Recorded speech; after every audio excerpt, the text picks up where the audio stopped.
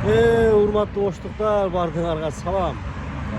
Күн кайнап, балдарыңыз менен мороженанын дагы сезону келди. Мороженое жейм десеңиздер, мына Курманжандыкка көчөсүндө Горгайдан кирип келе бергенде эле мына баш жагында Жети Батырдын мороженасы ачылды да. Бул мороженанын мороженасы. Мындай мороженое Кыргызстанда эле коюн, эми Ошто жок да. Келип өзүңөр даамын татып көрсөңөр болот.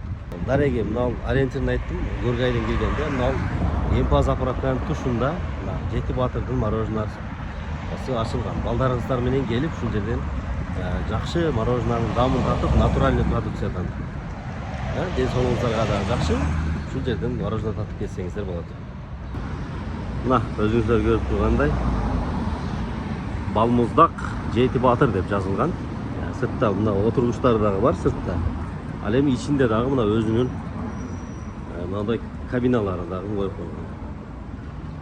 Ушул жерге келип натуральный мороженыйдан жеп ден соолукту чыңдап, мына жайкы ысыкта, жайкы аптабында балдарыңыз менен маза кылып кетсеңиздер болот да достор.